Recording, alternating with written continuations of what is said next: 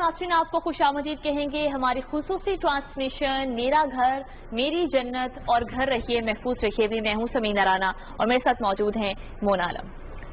جی ناظرین، ہماری کوشش ہے کہ کورونا وائرس کی نہ صرف پاکستان کی حد تک ہم لوگ بات کریں، لیکن میں اور سمینہ آج اس پوری نشست کے دوران اور اس پرٹیکولر سیگمنٹ کے دوران ہماری کوشش ہوگی کہ ایک گلوبل سطح پر پہلے تو اس پینڈیمک کا جائزہ لیا جائے، بلکہ اس کے علاوہ خاص طور پر ناظرین بات کرنا ضروری ہوگا کہ اس وقت بھارت کے حوالے سے، کیونکہ بھارتی سطح پر ناظرین انڈیا کے لیول پر جس قسم کا ایک اگریشن ہمیں نظر آ رہا ہے، سٹگمیٹائز کیا جا رہا ہے اس بیماری کو، اس پینڈیمک کو، جس سے پوری دنیا پوری اس وقت کہہ سکتے ہیں کائنات اس طرح سے اس سے جونج رہی ہے، لیکن اس کے باوجود ایک خاص کمیونٹی کو یعنی کہ صرف مسلمانوں کو سٹگمیٹائز کرنے کا جو رجحان ہے بے حد خطرناک ہے. اس کی بات کرنا اس وجہ سے بھی آج ضروری ہم سمجھتے ہیں کیونکہ پہلے تو یہ بات صرف پاکستان کہتا تھا، یہ پاکستان برملا طور پر ہر فورم پہ پاکستان نے یہ بات اٹھانے کی کوشش کی ہے، لیکن اب ہم یہ دیکھتے ہیں سمینہ کہ یہ بات ادر دین پاکستان دیگر بھی جو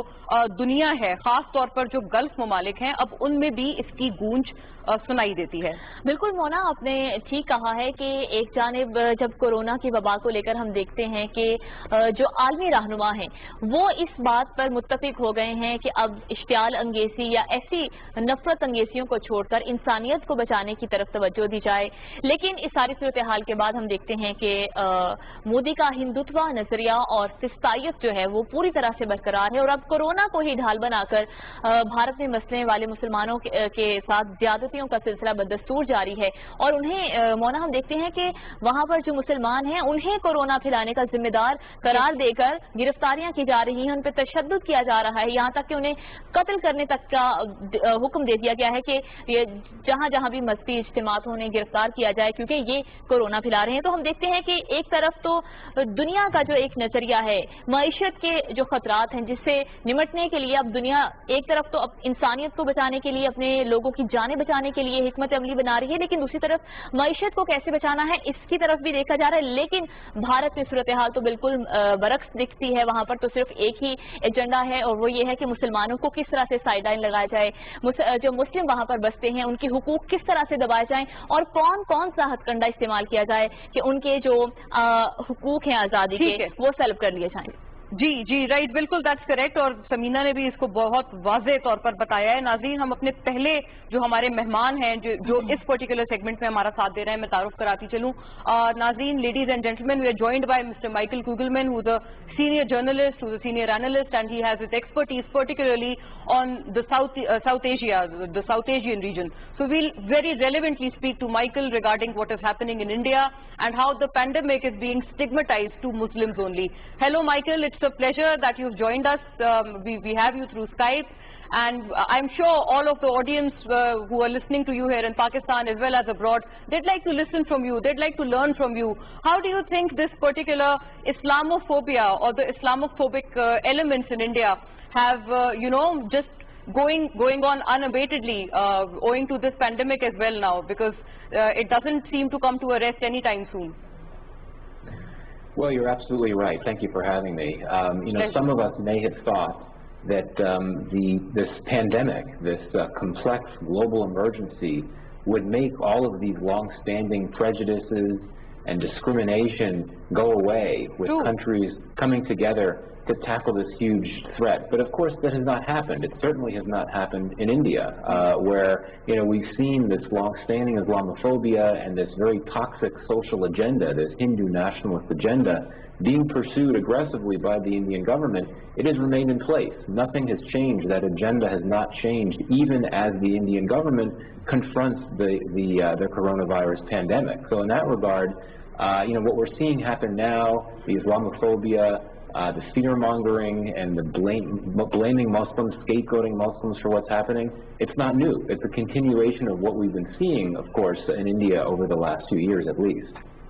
But what must the community do now, Michael? Because as you've spoken yourself, it's just going on and it doesn't seem to come to an end. What must we do about it, and how must the international community respond to it? We've seen the Gulf countries and the royal families of the Gulf countries finally become vocal about this issue. And this is important, and I think that's what one would have to expect. I think that the Indian government believes that much of the world will give it a pass for some of these policies, simply because, and this is correct in my view, India is seen as an important geostrategic player. It's seen as a very important market for economic relations, and those factors will prevent the international community from being very critical of the Indian government. But indeed, as you just noted, we've seen what's happened in the UAE recently, a country that's considered an important country for India. It's a country that has a large number of Indian workers, and you have a large number of remittances coming back to India from the UAE.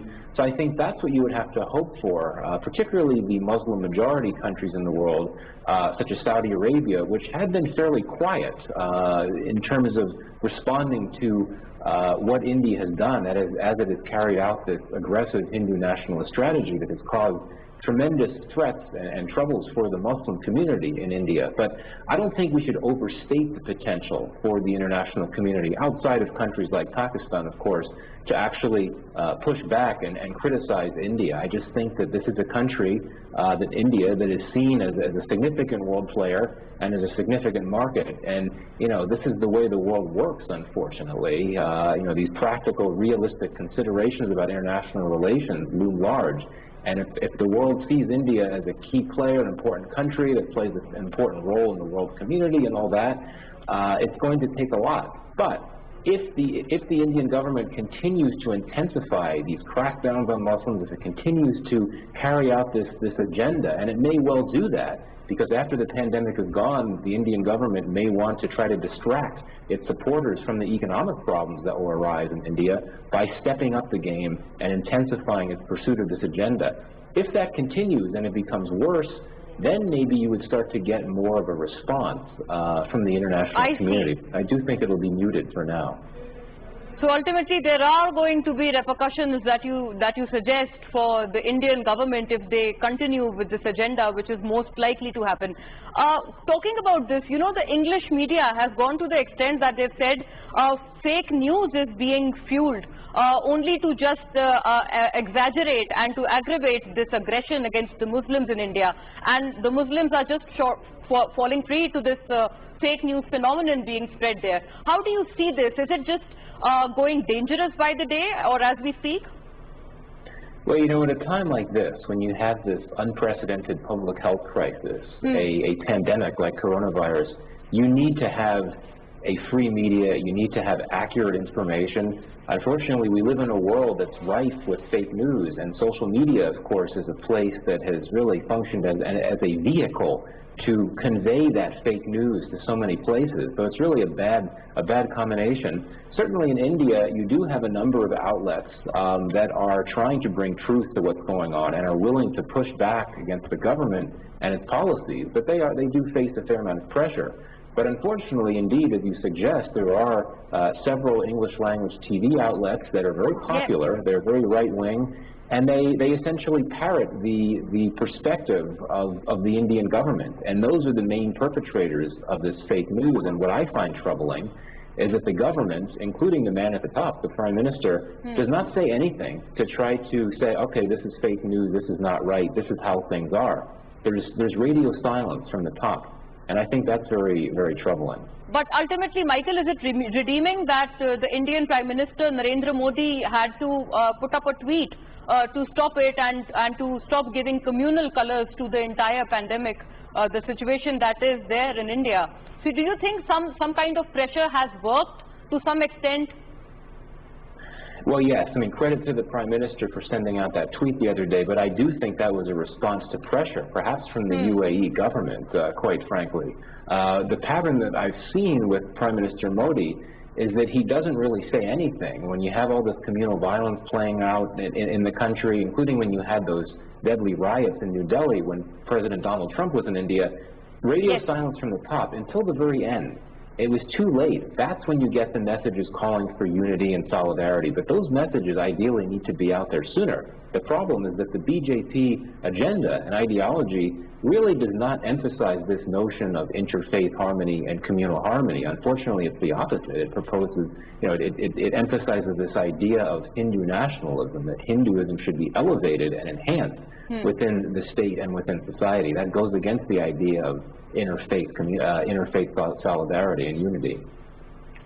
Lastly, Michael, can we go about with the economic strangulation that's coming along for the Muslims? Because they're faced at one end with this pandemic, the COVID-19, and on the other hand, they're being economically strangulated by Indians and by their majority of the narrative. Do you think it has just added to the sufferings, particularly for the Muslims in India? Well, yes, absolutely. In a country where there are structural inequalities and entrenched prejudices against Muslims, I don't want to overgeneralize, but certainly This is a reality in India. I think that means that the Indian Muslim community will always be at an inherent disadvantage, particularly when you have economic problems. Let's not forget there is a significant economic slowdown in India well before the pandemic took hold. So, when India comes out of this, the whole country will be struggling with economic distress. But for the Muslim community, it's going to be all the more worse and all the more challenging. Yes, because Michael, what I meant to ask here was the fact that Muslims are being strangulated in terms of economy, in the sense that the government, the BJP government, or certain people who are trying to ignite this fire, they're of the view that there shouldn't be any business with Muslims and there shouldn't be any kind of trade being done with Muslims, so that to economically strangulate them further in such an atmosphere where they're already suffering from such a pandemic. Well, yes, this is a concern. Again, I don't want to overgeneralize. You have a fair number of Indian Muslims that have been able to enjoy degrees of economic success and are fairly integrated within the economy, yes, with the majority struggle, for sure. Some of the Muslims are indeed very well knitted with the fabric. That's correct. But in general terms, if such a message is being propagated by the Indian extremists or the Hindu extremists, if I may call them more appropriately, then certainly the strangulation would go further for that particular segment of the society. Oh, absolutely. And as I suggested earlier, the Indian government decides to intensify its pursuit of its Hindu nationalist agenda, that'll make the scenario that you lay out even more likely.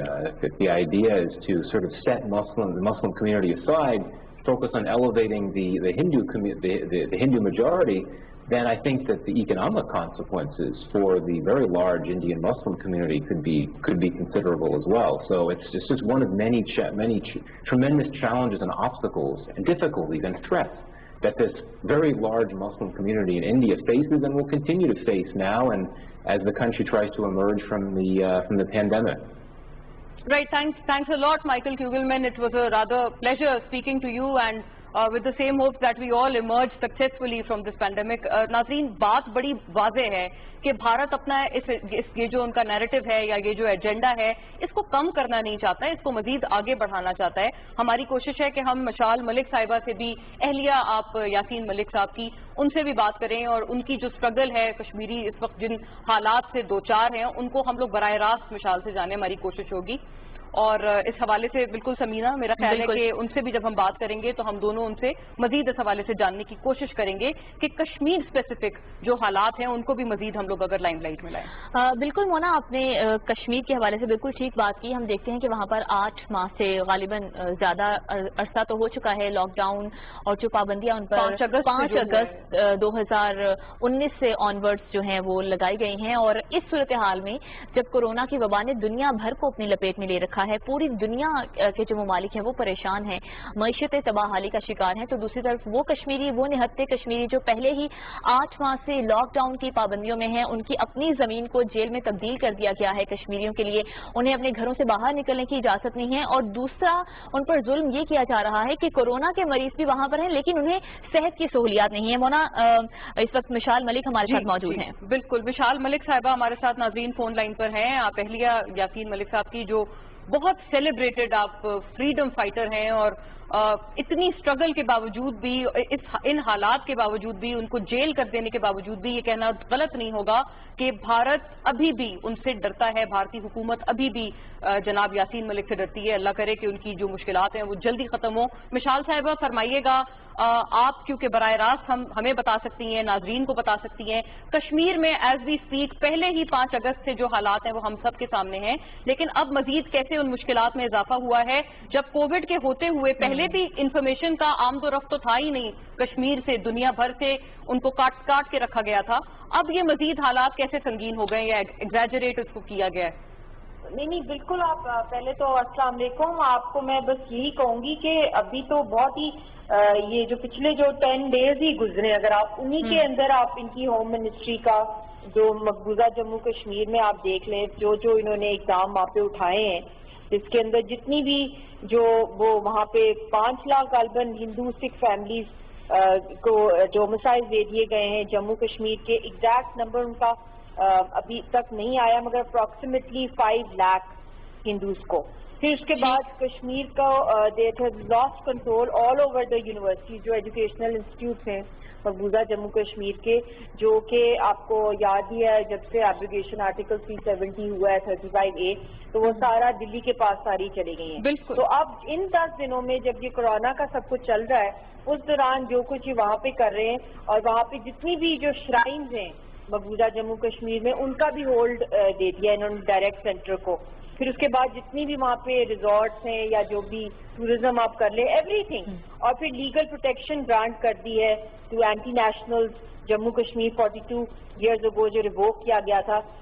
جو بھی نان کشمیریز ہیں جو وہ وہاں پر آ کے residency certificates ان کو مل سکتے ہیں. مطلب ان ایوری وے یہ کوئی مطلب مومنٹ جو ہے ضائع نہیں کر رہے پرسوئنگ دی آئیو کے ڈیموگرافک اسٹیٹس. اچھا مشال ہمیں یہ بھی بتائیے گا کہ اس وقت کووڈ-19 کے کتنے پیشنٹس ہیں مقبوضہ کشمیر میں خاص طور پر، اور کیا انہیں سہولیات فراہم کی جا رہی ہیں، طبی سہولیات، کیا انہیں کوارنٹین سینٹرز جو ہیں وہ مہیا کیے جا رہے ہیں، ڈاکٹرز تک ان کو رسائی دی جا رہی ہے، یا پھر انہیں ان کے گھروں میں ہی محدود کر دیا گیا ہے کہ وہ بیچارے اپنی زندگی کی بازی ہار جائیں کیونکہ ان کے پاس کوئی اور آپشن ہی نہیں بچا؟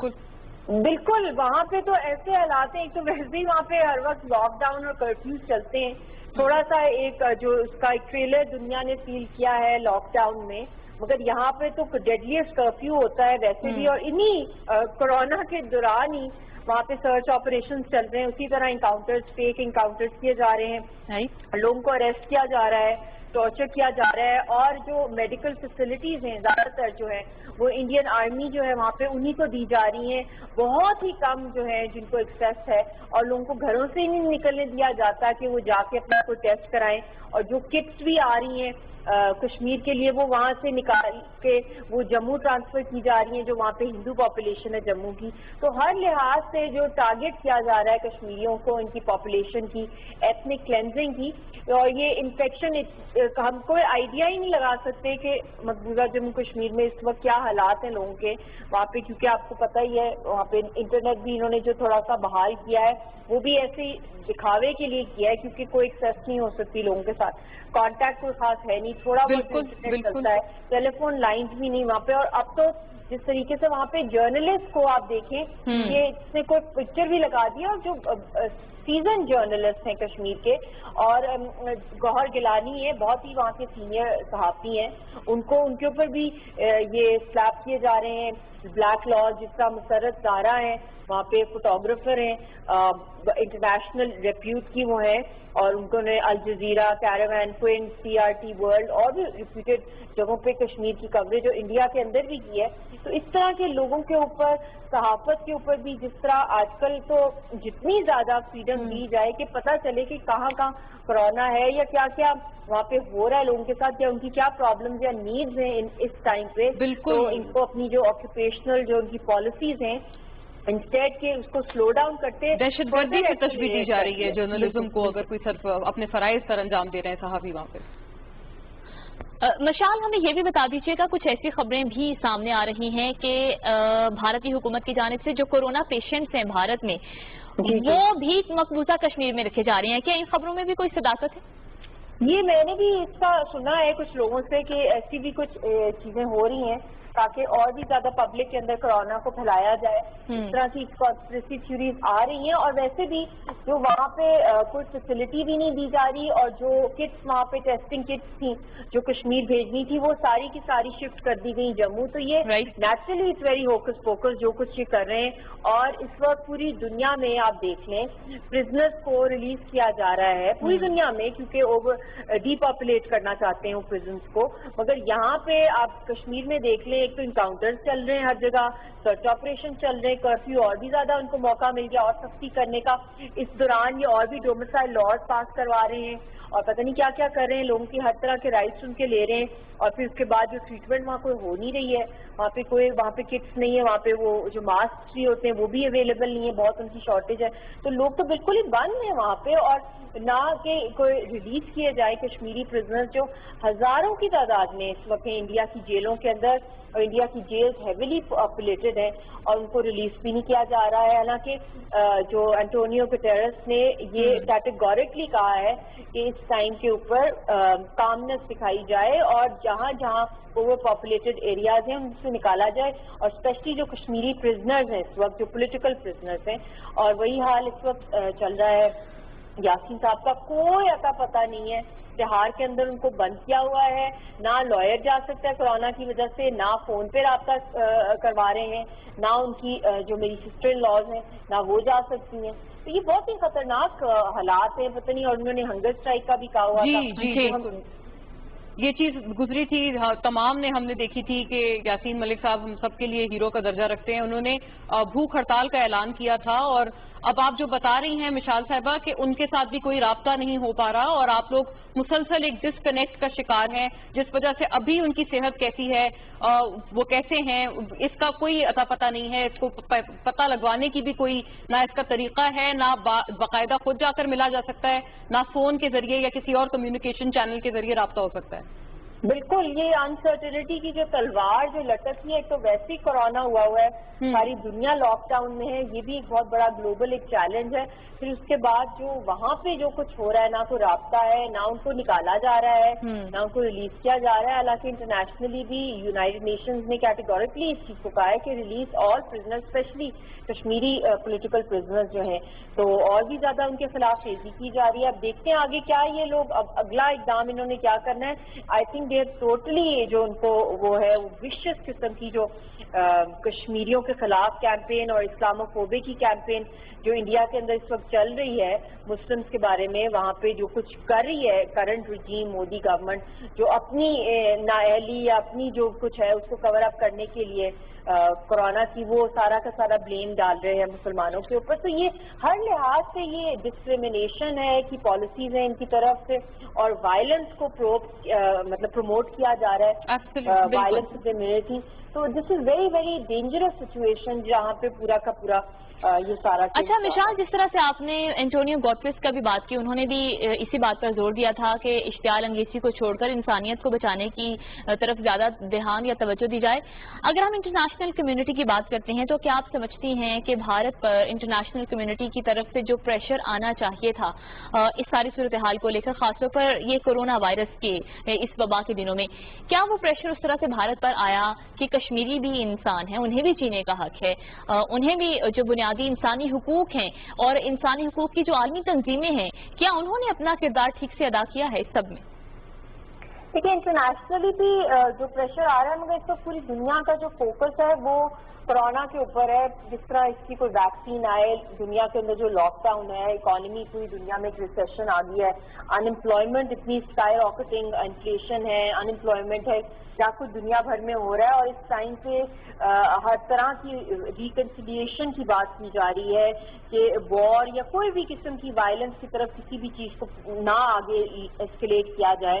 مگر اس کا ٹوٹل 360 ڈگری اپوزٹ جو ہے وہ انڈیا میں اس وقت پریکٹس کیا جا رہا ہے. اور انہوں نے مائنورٹیز کے خلاف بھی جو بلز, آپ کو یاد ہی ہوگا دسمبر اور جنوری کے اندر جس طرح کے اینٹی وہ کیب بلز جو تھے اس کے تھرو جو کچھ ہوا, پھر اس کے بعد جو تبلیغی جماعت کو جس طریقے سے ٹارگیٹ کیا گیا ہے, اور پھر بہت سی چیزیں اگر آپ دیکھ لیں ان کی پالیسیز, پھر جو سپریم کورٹ کے جتنے فیصلے پہلے بھی آئے ہیں بابری مسجد کے بارے میں، پھر اس کے بعد یہ آرٹیکل 377، مطلب اٹس اسٹل گوئنگ آن. میں نے یہ سوچا تھا شاید ان کو کوئی عقل آ جائے گی کہ ان کی اپنی اکانومی اب اتنی کریش ہو رہی ہے، تو انسٹیڈ کہ ایک اور کشمیر کے مسئلے کو اور زیادہ کمپلیکیٹ کریں اور وائلنس اس کے اندر ڈالیں، یہ اب تھوڑا پیس کی طرف آئیں، ریکنسیلیشن کی طرف آئیں، کیونکہ اب دنیا کا ویسے بھی ورلڈ آرڈر بدل رہا ہے. اب وہ صرف نہیں ہے کہ جہاں کہیں کسی کی باؤنڈری ہے اسی حد تک ہے، ایوری بڈی گیٹس افیکٹڈ. جب گلوبلائزیشن کا دور ہے تو گلوبلی بیماریاں بھی ایسی آ رہی ہیں، وائرسز بھی ایسی آ رہی ہیں کہ کوئی بارڈرز کا اس طرح کی ریلیونس اس طریقے سے نہیں، مگر یہ اتنا ہی زیادہ یہ ریلیجس پروپیگیشن کر رہے ہیں اور لوگوں کو جو ہے ان کو یونیفائی کی جگہ ان کو ڈیوائڈ کر رہے ہیں in a very very violent manner. اچھا مشال صاحبہ، آپ نے اپنے پہلے ریمارکس میں تذکرہ بھی کیا تھا، ذرا فرمائیے گا مزید مسرت زہرت صاحبہ کے حوالے سے کہ ایک صحافی نے اگر اپنے فرائض سر انجام دینے کی کوشش کی تو اس کے بدلے ان کو ٹیررزم سے ایکوٹ کیا جا رہا ہے اور ٹیررزم کی بنیادوں پر ان کو ٹرائی کرنے کی کوشش کی جا رہی ہے.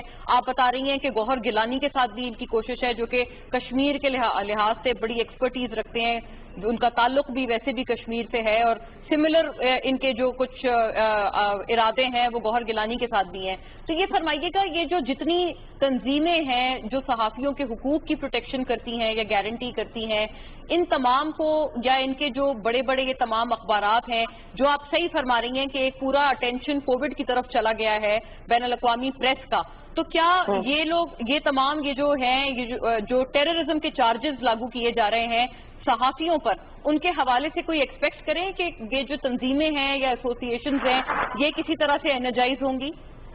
بالکل مونا، ان دنوں میری بھی کورسپونڈنس کافی چل رہی ہے، مگر جس طرح ایک انٹرنیشنل فوکس ہے کورونا کے اوپر، مگر اس دوران بھی پھر بھی جتنا ہو سکتا ہے جو بھی انٹرنیشنل ہیومن رائٹس آرگنائزیشن ہیں، ورلڈ باڈیز ہیں، ان کو میں لیٹرز بھی بھیج رہی ہوں جو کچھ یاسین صاحب کے ساتھ ہو رہا ہے، کشمیریوں کے ساتھ، یا whatever India is doing with their, تاکہ کوئی پیسفل سولوشن ہائی لائٹ. مگر اس وقت فوکس وہاں پر ہے، اور اس فوکس کا جو کورونا کی وجہ سے اس کا جو نیگیٹو فائدہ جو مودی سرکار اس وقت اٹھا رہی ہے، چاہے وہ گوہر گیلانی بہت ہی انٹرنیشنلی ریناؤنڈ صحافی ہیں، پولیٹیکل کمنٹیٹر ہیں، اور انہوں نے he is also an author of a book. ان کے خلاف بھی جو ایف آئی آر رجسٹر ہوئی ہے وہ سائبر پولیس اسٹیشن کشمیر کی ہے، اور اسی طرح بڑی وہ اچھی ویل ریپیوٹیڈ مسرت زارا ہیں، اور پھر پیرزادہ عاشق، ان لوگوں پہ الزام یہی لگائے گئے ہیں جس کی وجہ سے ان کو ٹیررزم کے دائرے میں یا بلیک ڈریکونین لاز کے تھرو ٹارگٹ کیا گیا ہے.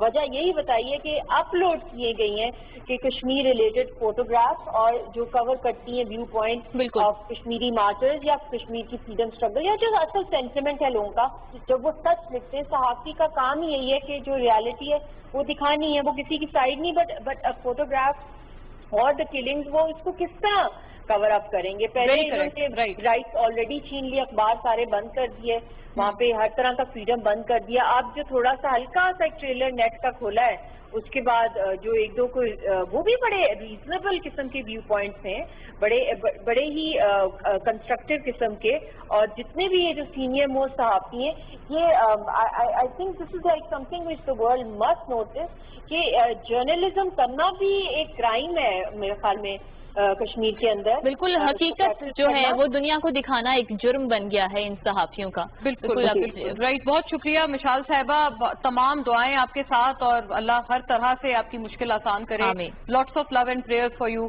ناظرین، بات وہی ہے جو ہم لوگ ہر طرح سے ری ایٹریٹ کرنے کی کوشش کر رہے ہیں کہ something has to be done, اس کے بارے میں کچھ کرنا ہوگا، اور یہی بات ہے کہ ہم ایک کوشش کر رہے ہیں کہ نہ صرف پاکستان بلکہ دنیا بھر کی سطح پر ہم ایک نظر رکھیں کہ کورونا وائرس اور اس پینڈیمک کو کس طرح سے نمٹا جا رہا ہے اس کے ساتھ، اور کیا میجرز، کیا اقدامات لیے جا رہے ہیں.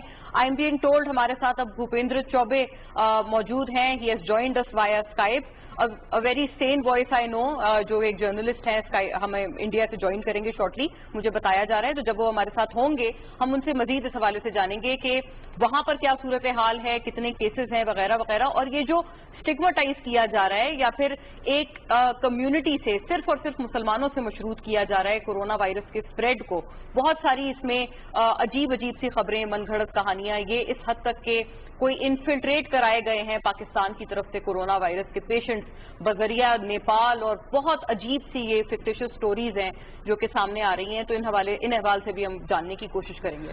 बिल्कुल आपने ठीक बात की है मोना कि इस तरह की सूरत हाल में भी इस तरह की मन घड़त कहानियां मोदी सरकार की तरफ से सामने आना एक तो इस जाने भी इशारा दिलाती हैं कि जब उनके पास करने के लिए कुछ बचता नहीं है, ज़मीनी हक़ाइक़ को तब्दील करने के लिए फिर एक ही अपने अवाम की हमदर्दियाँ, सिंपथीज या वोट लेने के लिए एक ही हथकंडा जो कि हमने देखा कि हमेशा से नरेंद्र मोदी की दौरे हुकूमत में खास तौर पर अपनाया जाता रहा है, वो ये है कि मुसलमानों को तशद्दुद का निशाना बनाया जाए, उन्हें साइड लाइन पर किया जाए, उनके जो हुकूक हैं उनको दबा लिया जाए ताकि अपने अवाम को हकीकत के बरक्स चीजें दिखाकर खुश किया जाए और फिर वोट लिया जाए और फिर इक़्तिदार के नशे में आकर, कुर्सी के नशे में आकर जो है वो अपनी मन मर्जी की जाए। और RSS का जो नजरिया है खासतौर पर, जिसके बारे में वज़ीर आज़म इमरान खान हर प्लेटफॉर्म पर खुलकर बात कर चुके हैं कि नरेंद्र मोदी की जो पॉलिसीज हैं वो RSS की झलक उन पॉलिसीज में नजर आती हैं। और अब तो दुनिया ने भी, जिस तरह से मोना आपने भी आगाज में ही बात की कि अब तो दुनिया भी इन सब चीजों के बारे में बोलना शुरू हो गई है, इस पर आवाज उठाने शुरू हो गई है।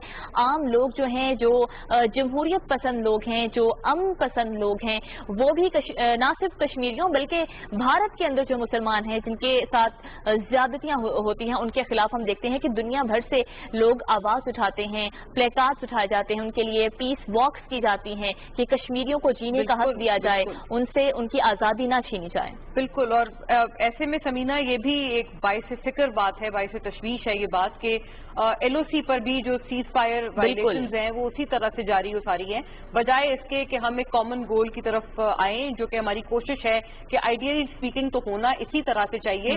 जब पूरी दुनिया इस वबा से लड़ने के लिए इकट्ठी होना चाह रही है तो I think this is ideally the way forward, इसी के जरिए हम शायद इसको शिकस्त दे पाएंगे। नाज़रीन, आई एम बीइंग टोल्ड कि भूपेंद्र चौबे अब हमारे साथ हैं थ्रू स्काइप, उन्होंने वीडियो लिंक के जरिए हमें ज्वाइन किया है, and a very sane voice, a very seasoned senior journalist from India joining us via Skype. Hello Bhupendra जी, बहुत शुक्रिया, thank you so much for your time. Hi, good evening, Mona. You've been on so many of my programs. It's only fair that I join you on your program. I'm absolutely honored to have you and to host you finally, Bhupen ji, because yes, we've interacted quite a lot of times on your program and on your esteemed program that you used to do. A very sane voice once again, Naazreen, मैं इस हवाले से बताऊं। Bhupen, I'd like to know first of all the situation in India. इस बारे में बताइएगा।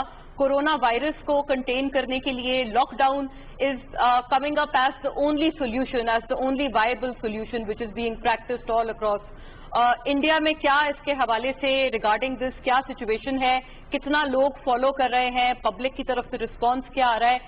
Please give us a holistic picture of the entire thing.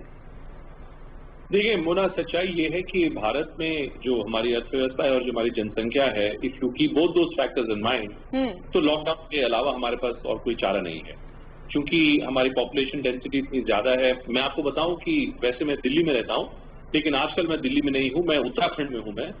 मैंने बल्कि इस कोरोना पैंडेमिक के दौरान बस अब से करीबन 10 दिन पहले ही मैंने अपने जीवन में एक बहुत अहम फैसला लिया, क्योंकि मुझको ये लगने लगा था कि कोरोना वायरस से निपटने के लिए the kind of arrangements which are being made, which are all perfectly fine, I was not very satisfied with that.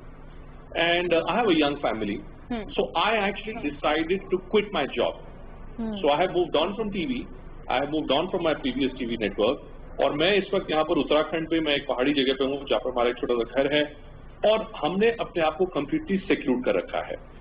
Bharat में समस्या ये है कि भले ही जितनी मौतें हुई हैं, अगर आप उसको अमेरिका या यूरोप के संदर्भ में अगर देखें तो certainly our death rate is far lower. True. But our problem, Mona, is that the number of people who are testing positive for this COVID-19, a huge chunk, almost 75 to 80% of people are those who are asymptomatic. Now, what is scaring me is that से अब से करीबन 2 हफ्ते बाद जब ये lockdown जब हटेगा और इतनी बड़े पैमाने पर इतनी बड़ी तादाद में एसिम्टोमेटिक लोग पॉजिटिव हो रहे हैं, हम अमेरिका की बदौलत, चाहे पाकिस्तान है चाहे भारत है, मुझे नहीं लगता कि पूरे एशिया में कोई भी ऐसा देश है जो उतनी टेस्टिंग कर पाएगा जितनी यूरोपियन कंट्रीज का रेट अमेरिका का। America is testing over 1 lakh people a day. India is not, the overall number of tests that we have done so far is just about 3.5 lakhs or so. Now, our real problem today is this, that अगर asymptomatic लोग positive हो रहे हैं और हम उतनी testing भी नहीं कर पा रहे हैं, और कल को अगर हम मान लीजिए लॉकडाउन खोल दें और सब लोग अपनी आम जिंदगी पे अगर लोग वापस लौट जाएं, तो उस सूरत हाल में क्या हो सकता है, ये डर हमारी सत्ता को, हमारी सरकार को सता रहा है। और इसीलिए आज की तारीख में भी मैं आपको बताऊं कि ऐसे बड़े आला नेता है जिनसे मेरे लगातार मेरी बातचीत हो रही है, वो लोग पूछ रहे हैं कि भाई हमारे यहाँ देखिए बेरोजगारी बढ़ रही है, जो गरीब आदमी है उसको हम कब तक उसको समर्थन दे पाएंगे, पेट्रोल के प्राइस आप देख रहे हैं कि वो कहाँ गिर गया है, कहाँ गिर गया, राइट। कहाँ गिर गया है। अभी आज ही बल्कि राजीव बजाज जो हमारे देश के एक बहुत नामी गिरामी एक इंडस्ट्रियलिस्ट हैं, उन्होंने साफ तौर पर ये कहा है कि अब आप एक ऐसी स्थिति में नहीं फंस सकते जहां पर डिजीज का जो क्योर है वो क्योर उस डिजीज से भी ज्यादा भयभीत, ज्यादा स्केरी हो। इसलिए मुझे लगता है कहीं ना कहीं कैच-22 सिचुएशन में जरूर फंसे हुए हैं। हमारी I think it's to do with the air, the faulty air that people in India or Pakistan or other Asian countries that we believe in, we appear to have a better immune system. And I keep my fingers crossed. I hope that this better immune system, because we're used to, inhaling foul air, is what will keep us going. Even if this corona pandemic was really to think in terms of moving into the next year. That was a very comprehensive analysis from you, Bhupen. आपने बहुत तफसील से बताया कि किस तरह की situation है, and I'm rather happy to know that you've moved out of Delhi और आप किस तरह से अपने आप को और अपने फैमिली को आइसोलेट करे हुए हैं. May God keep you safe and sound and all you and your family. ये बताइएगा भूपेन कि इस वक्त एक जो कम्युनल कलर की हम बात कर रहे हैं, जिसको जोड़ा जा रहा है इस बीमारी से, एलिमेंट्स जो ऐसे हैं जो कि इसको एक कम्युनल कलर दे रहे हैं या स्टिग्मेटाइज कर रहे हैं मुस्लिम से, पर्टिकुलरली इंडिया में, उस बारे में the gulf royal family has now become vocal और उनकी तरफ से भी बातें आ रही हैं. How do you see this? Public में क्या परसेप्शन है और पब्लिक इन बातों को कितना सब्सक्राइब कर रही है? जैसे हमने पिछले रोज देखा कुछ दिन पहले के कुछ साधुओं को महाराष्ट्र में उनको मारा गया, which was very very unfortunate, लेकिन एक फेक न्यूज फैलाई गई कि उनको मारने में मुसलमानों का हाथ था. अल्टीमेटली फिर वही हुआ कि वो एक मार्जिनलाइज्ड एक पर्टिकुलर कम्युनिटी को किया गया, लेकिन फिर अल्टीमेटली पता ये चला कि नहीं ऐसा नहीं था and it was fake news Indeed. तो इस बारे में जरा बताइएगा, because certainly that comes as a matter of worry to everyone, as a global citizen, to me, to you, I am sure to everyone here. देखिए मैं आपको बताऊं मोना, दरअसल हुआ क्या कि a few weeks back जब लॉकडाउन करीबन मेरे ख्याल से 10 या 12 दिन हो चुके थे लॉकडाउन के, तो एक ऐसा एक हादसा हुआ कि तबलीगी जमात की जो बैठक होनी थी दिल्ली में, पता चला कि तबलीगी जमात के जो लोग अन्य देशों से आए हुए थे, इंडोनेशिया से आए थे, बांग्लादेश से आए थे, एक बड़ी तादाद में उस जमात के कुछ लोग थे जो कि कोविड को पॉजिटिव पाए गए. अब दिक्कत क्या हुई कि वो लोग जो पॉजिटिव थे, बजाय इसके कि वो लोग अथॉरिटी से कोऑपरेट करते, डर के मारे, या चाहे कोई भी देश हो, देखिए मतलब एशिया में खास तौर पे, क्योंकि यूरोप और अमेरिका की बात अलग होती है जब आप सरकारी अस्पतालों की बात करते हैं, people don't like to engage with government authorities. Now what happened was that these individuals who were a part of this Jamaat, they ended up spreading themselves across different parts of the country, from Maharashtra to UP to parts of Jharkhand, Gujarat, Uttarakhand, and that led to a scenario where for a certain length of time there was huge anger. I myself was extremely angry because I thought that it was an irresponsible act which was indulged in by members of the Tablighi Jamaat. लेकिन क्या उसका ये मतलब है कि एक पूरे के पूरे समाज को, क्या एक पूरे का धर्म विशेष को आप उसका जिम्मा आपको ठहराएंगे? Exactly, this is indeed my question. Ji. Absolutely not. Absolutely not. I will never ever say that the irresponsible acts of few individuals belonging to a particular religion does it entitle people to start raising questions against that entire religion and against community? Right, no. Right. लेकिन मोना, आप और मैं दोनों जानते हैं कि चाहे India है, चाहे अमेरिका है, चाहे बड़े ऐसे यूरोपियन देश हैं, अगर मैं ये कहूं कि मुस्लिम समाज को लेकर या इस्लाम को लेकर लोगों के मन में संशय यानी शंका यानी सस्पिशन नहीं है तो गलत होगा. There is a sense of distrust, there is no doubt there is a sense of distrust, but I don't support that distrust. Problem gets compounded when that distrust ends up being used by political players on all sides of the political divide to suit their political interests. Distrust, बिल्कुल ये बात आपने ठीक कही है Bhupen, there is a sense of distrust, लेकिन उस distrust को फ्यूल तो ना करें ना, उस डिस्ट्रस्ट को कम करने की या अब्रिज करने की कोशिश करें. लाइक अहमदाबाद में जो हुआ, जिस तरह से कहा गया कि मुसलमानों को ट्रीट ही नहीं किया जाएगा, you are very aptly pointing out that the entire community is being स्टिग्मेटाइज्ड for an act of a few individuals. دیکھیے ہوتا کیا ہے کہ جب آپ ایک فرسٹریٹڈ ماحول میں پہنچ جاتے ہیں اور ہمارے دیش میں ایک بہت بڑی تعداد میں خاص طور سے جو غریب ویکتی ہے، آپ سوچیے، آپ اس ویکتی کے بارے میں سوچیے، think of that contract labour who is not been able to get a source of employment for himself or herself as a case میں بی صرف فار دی لاسٹ 3 ویکس.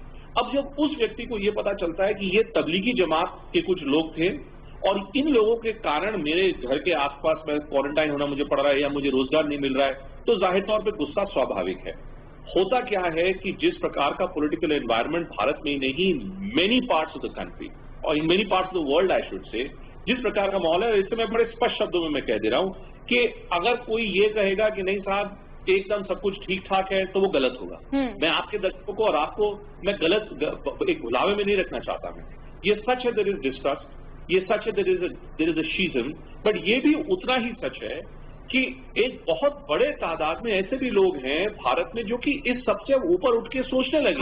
ہاں یہی بات ہے، اور انہی لوگوں پہ میں سمجھتی ہوں بھوپین کہ the entire humanity is basically counting on those individuals، کیونکہ جو ایکٹس ہوئے ہیں، you are right، at least the fuel shouldn't be added to the fire، کیونکہ جو احمد آباد میں ہوا وہ کوئی ایسا نہیں تھا کہ پبلک ریزنٹمنٹ کی وجہ سے ہوا، جیسے ان کو ریفیوز کیا گیا مسلمانوں کو ٹریٹمنٹ، وہ تو ایک ظاہر ہے it's a government hospital which has refused treatment to a particular community. تو بالکل جو سینئر ایلیمنٹس ہیں نا، میں ان کی بات کر رہی ہوں، آر دے اویئر کہ یہ سب غلط ہے؟ ہوتا کیا ہے مونا، I'll tell you whether you're talking about Ahmedabad or any other part of the country. کیا ہوتا ہے کہ when people go in a large number to a particular hospital and let's say for whatever reason the hospital may not be in a position to look after those individuals. Correct. تو ایک ماحول بنا دیا جاتا ہے کہ صاحب ان individuals کو اس لیے ٹریٹمنٹ ریجیکٹ کیا گیا چونکہ وہ ایک ورگ وشیش سے تھے. ان کو یہ نہیں کہا گیا کہ ہم آپ کی ٹریٹمنٹ نہیں کریں گے چونکہ آپ ایک ورگ وشیش سے ہیں یا آپ ایک دھرم وشیش سے ہیں کہ because you belong to particular religion. ایسا نہیں ہے. لیکن چونکہ ایک سینس آف ڈسٹرسٹ ہے. اب میں آپ کو ایک ادہرن دیتا ہوں. فار انسٹنس، اب بھائی مانساہاری کھانا ہے، نان ویجیٹیرین فوڈ ہے. میں آپ کو خود بتا رہا ہوں، ہمارے آس پاس ایسے بڑے لوگ ہیں جن لوگوں نے نان ویجیٹیرین کھانا اس لیے بند کر دیا ہے چونکہ ان کو یہ لگتا ہے کہ یہ جو کھانے کا پورا بزنس ہے is being managed by people of a particular community, which is Islamic community, Muslim community. My God, this is horrific. And because when members of the Tablighi Jamaat belong to this community, تو ہمیں کیا پتا تھا کہ جو آدمی ہمارا جو بچر ہے یا جو ہمارا شاپ کیپر ہے کہیں اس کا کوئی لینا دینا اس تبلیغی جماعت کے لوگوں سے نہ ہو. تو ایک ڈر کا ماحول ہے. اس ڈر کے ماحول کے چکر میں اس پرکار کی گھٹنائیں آپ دیکھ رہے ہیں. میں اچھی بات ہے کہ ایٹ لیسٹ آپ نے بڑا ووکلی بتایا ہے کہ ایک ڈر کا ماحول ہے اور that has to go away. Lastly Bhupen یہ بتائیے گا، یہ جو گلف رائل فیملیز جیسے کویت ہے، قطر ہے، ابھی یو اے ای کی princess recently we came across a tweet and a comments, one of your leading TV channel has interviewed her too. تو یہ بتائیے گا کہ یہ جو ایک آ رہا ہے ان کی طرف سے response, how is your government taking it? کیونکہ ہم نے دیکھا کہ پرائم منسٹر مودی نے پھر ایک ٹویٹ کیا کہ اس کو کمیونل کلرز نہ دیں. Do you think that's because of the pressure from these gulf royal families? دیکھیے ہوتا کیا ہے، it's not just because of pressure from gulf royal family.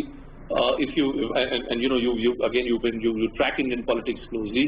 سچائی یہ ہے کہ ہمارے پردھان منتری جی نے 2014 سے جب سے وہ بنے ہیں دیش کے پردھان منتری، وہ لگاتار اس بات پہ توجہ دیتے آئے ہیں، زور دیتے آئے ہیں کہ please let there be a communal moratorium on communal violence. In 2014 when he first became the prime minister from the ramparts of Red Fort، انہوں نے اپیل کیا تھا کہ میں 10 سال تک چاہتا ہی نہیں.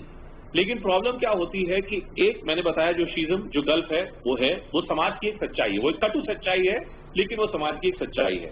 اب اس سچائی کے چکر میں ایسے بڑے لوگ ہیں، ایسے بڑے شخص ہیں جو کہ ہر موقع کا فائدہ اٹھانے کی سوچتے ہیں. اچھا، تو آپ یو پرسنلی تھنک بھوپین کہ اس میں آپ کے پرائم منسٹر ایفرٹ کر رہے ہیں لیکن کچھ لوگ ہیں، کچھ ایلیمنٹس ہیں جو ایکسپلوئٹ کر رہے ہیں. Why isn't he getting hold of those elements اگر ایسے ہیں تو؟ Last comment Bhupen.